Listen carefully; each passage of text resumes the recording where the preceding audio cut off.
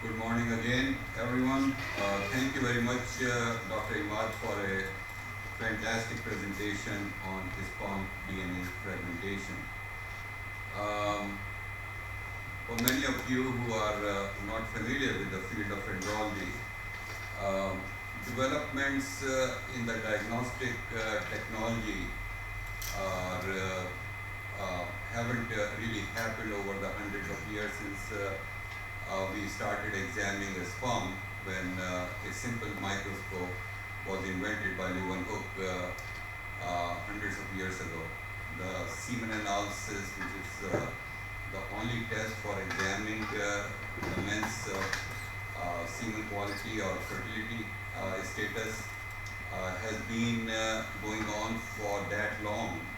There hasn't been any changes while so many other technologies, so many advances have happened in many other areas of andrology, but the most basic part, which is the diagnostic examination of the men, has been done in a way which has been going on for last maybe hundreds of years, and maybe Giovanni can tell, not that he was there hundreds of years ago, but he can when he was studying, maybe he can tell how it was and now what is the status. And I can tell you, it hasn't changed.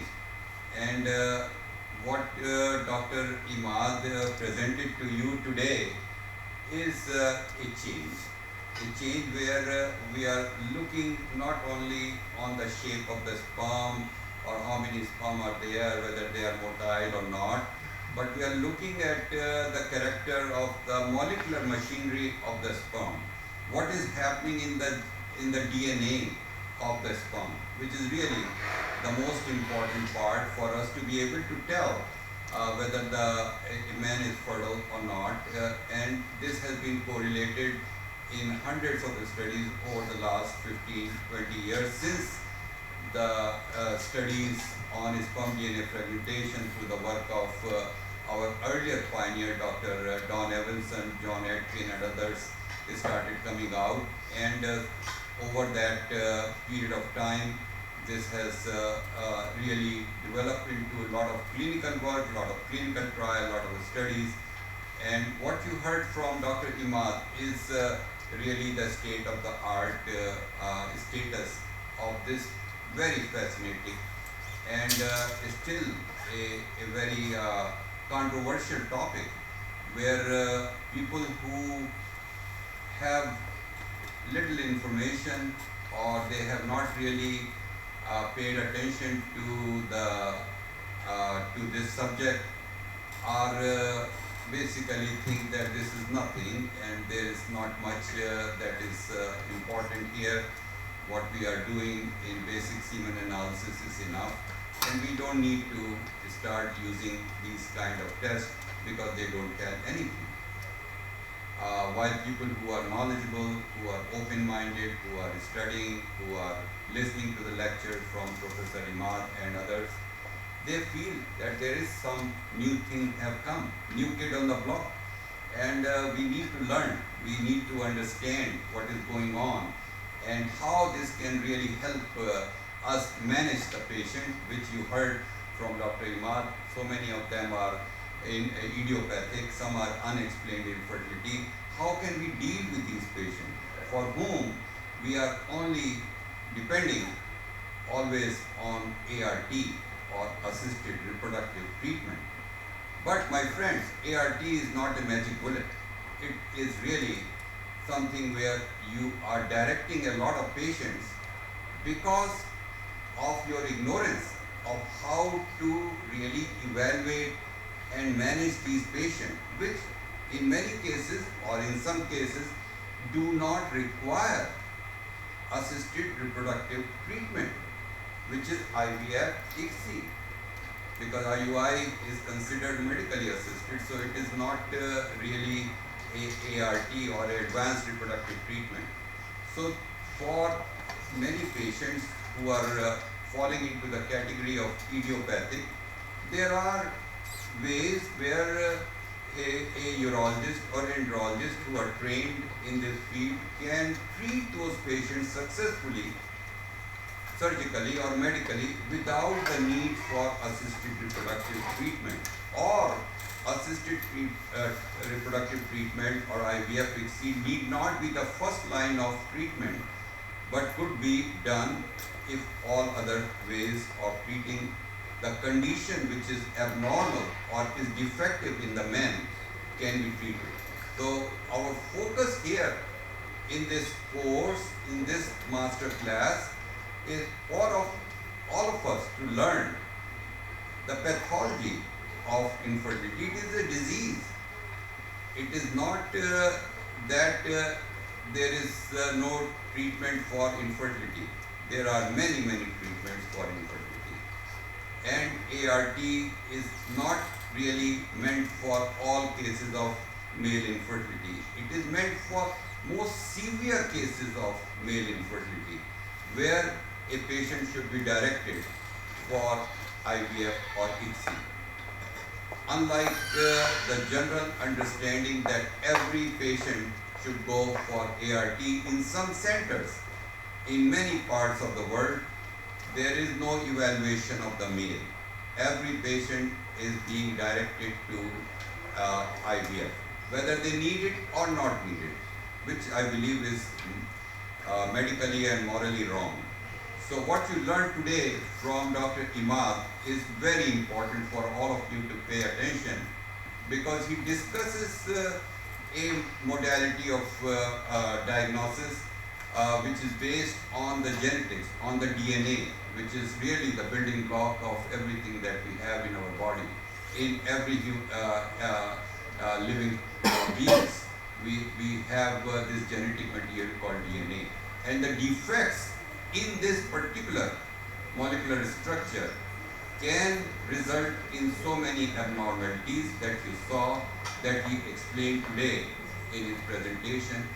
And he also explained how these patients with the defects, even though the diagnostic methodology for diagnosing the problems of DNA defects have not become standardized, have not become reliable, have not become commonplace, have not become cheap or economical, still the technologies have come up, and just like anything, the progress in the field happens incrementally.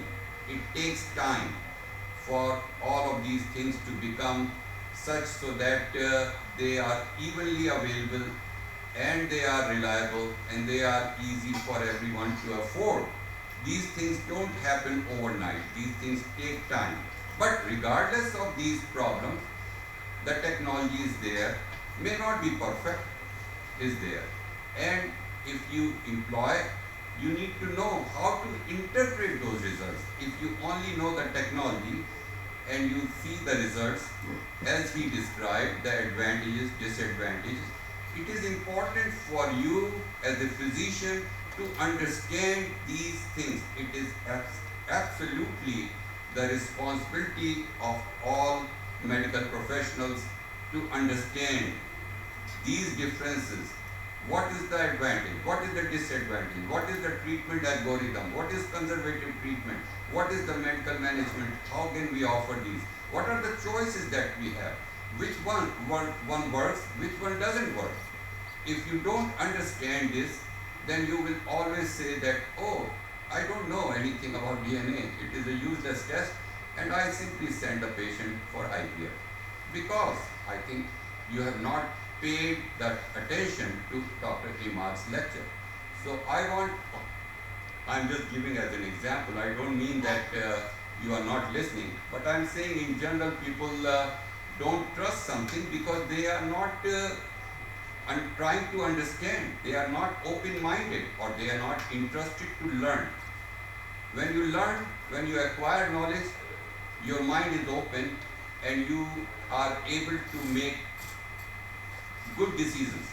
So it is with that thought, I think Dr. Imad has done a very good job, and I want to congratulate him.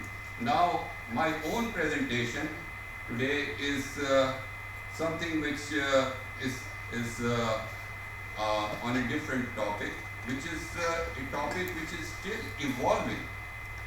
So I must say that this topic is such where a lot of information is coming from other fields. The many of the concepts, many of the ideas have not really become commonplace in andrology. So a lot of information or topics that I am going to discuss are really the foundation of those topics or ideas or concepts are in other area. And how that may apply to andrology is what is being discussed. It is not that those ideas or those concepts are commonplace in andrology, but we believe that this is going to happen sooner or later. And I'll tell you why. I mean, first of all, just as Dr. Imad tried to give you the problem of infertility, here we say 186 million. WHO says somewhere about 200 million, but this figure is like over 20-25 years old, this number, this reference. And what I believe, government figures are generally false or highly underreported, so we can always increase it by 100%, and I will say maybe 500 million people are infertile because people don't report infertility.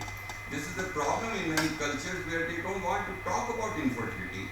This is a hidden problem, and especially the problem of male infertility.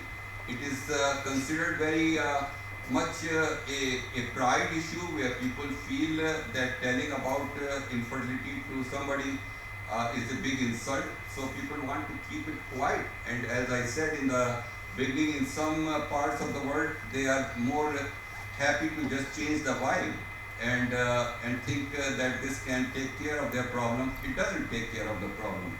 But the problem of infertility is very large, and male infertility is equal to what we have for female infertility. But when you go to a gynecologist, especially those who are in the IVF area, and I don't mean any disrespect to any of our gynecologists, they are all our friends. But what we hear from them is that the problem of infertility is really all from the female, and that the male really doesn't matter. We don't need to evaluate, we don't need to have Dr. Imad spend his time. He's a very busy man. So we want to leave him to do his urological practice, and we will take care of varicocele. What is varicocele? We have never heard anything like varicocele. This is a figment of imagination of people like Imad, because they want to just take their time and misguide the patient. So the issue is there that there are many IVF practitioners, many IVF centers which try to tell a story to make sure that they can keep the patient to themselves, but they are not doing a good service to the patient or to the couple, because they are over-treating or mistreating the couple for the procedure of IVF, which has many side effects, many kind of situations, and almost 60 to 70% of the patient with IVF never succeed in the first cycle. And you are spending huge amounts of money. When people say a procedure of varicocelectomy is very expensive, they forget to say how about the cost of the IVF. In the United States, in Europe, it can be very daunting. It can be as much as 10, 15, 20,000 dollars, or could be less. But if you are comparing it with the cost of a surgical procedure for varicocelectomy, it's really very small for a surgical procedure. So I am saying that the argument that procedures for infertility related to male are very expensive are really something which is a figment of an imagination, or to misguide the patient to go for IVF, where 70% of the patient do not become pregnant. They may have some successful embryo, But the patient wants a baby, they don't want an embryo. Of course, if you say, well, he had, the wife had a pregnancy, but it was just a clinical pregnancy where the hormone was surged and but unfortunately she could not become pregnant. So they have so many different definitions of success with IVF procedure, but the patient only care about the children. They don't care about all the different things. So what I am saying is that this is an area which is really, you have to be knowledgeable to make the right decision for your patient. And this is why we are talking about the problem of male infertility, which is rising all over the world, because we have better understanding of the subject, we understand the subject, we know, how this can be diagnosed, we know how it can be managed, how we can treat, and there are so many things that you will hear during the next 2 days that will really empower you that, okay, I understand a lot of these things now which I didn't know earlier, and I feel that I can handle many cases of problems of infertility. I don't need to send these patients to IVF, because essentially couple wants to have their own biological child through natural conception, which is so much better than going through the artificial reproductive procedure, and not to take so many risks of IVF where you have to have so many types of hormonal treatments that have to go into it. Just changing the gear to talk about artificial intelligence. I'm not really an AI scientist. I'm not a computer engineer. I mean, there are people here who can tell you more. So I really think AI is something very complicated, but it is also a topic which has become real for many of us. If you are a iPhone user from Apple, you have Siri for many years. If you are dealing with many of the devices at your home, you have Alexa from Amazon and others. If you are a user of computer and internet, we have ChatGPT for many years. So even if you don't clearly understand everything about artificial intelligence, if you think about these common applications, some of you may be using it knowingly or unknowingly, you can understand that these technologies, which we didn't know anything maybe few years ago, are now part and parcel of our life for many of us, and it is something that we are using every single day, and some people are using every day, many times.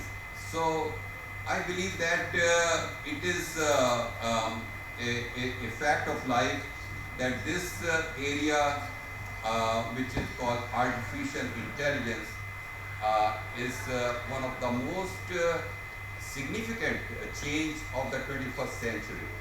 In front of us, in our lives, I think it really emerged maybe 10 years ago or maybe longer. I think some people will know more. But now I think even a small child knows about artificial intelligence from many of the applications that are commonplace and are being assessed by hundreds of millions of people around the world. The common example, I think if you are using iPhone, if you are using Alexa, if you are using ChatGPT, these are just examples. There are so many more of what we are talking about. You are using like Apple Watch, wearable technology. So I think I gave you some examples of the things that you don't have to be an AI engineer to know about. But this is a technology which is there, and I believe that what you see here, I don't need to explain because I'm not a master of artificial intelligence. I wanted to keep it simple for all of you to be able to see. So AI is a simulation of human intelligence processed by machine, and it includes cognitive computing, computer vision, machine learning, neural network, deep learning, natural language, so many things that you hear and listen. The only thing that is missing here is the emotional part of it. A machine cannot, at least to this day, maybe things will change 10 years or 20 years down the line, doesn't have emotion. So here you are basically using technology to train the machine by providing large databases for it to understand, and then basically new algorithm to be able to decide what is wrong, what is correct. So you teach the machine to make those decisions, and that is one part of artificial intelligence. But there are so many different applications and different things that can be done. But in a very simple way, I think it is how, and for example, in terms of the semen analysis, which you saw, we heard about the lecture from Dr. Imad. He talked about the advanced aspects of semen analysis which are there, and I just talked to you about the basic semen analysis, which hasn't really changed, and we have these guidelines from the World Health Organization, which keep on publishing every 20 years a new set of guidelines from 1980 onwards, from last 40 years, and has come out with several editions of these guidelines, because after several years these guidelines change, because we have more knowledge, we have more understanding.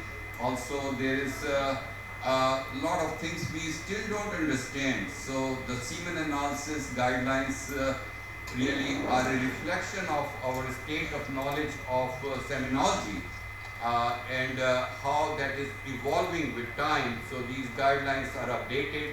We now have the 6th edition of semen analysis guidelines, which are important for laboratories to understand. Still, if you have these guidelines, doesn't mean that you know everything about seminology.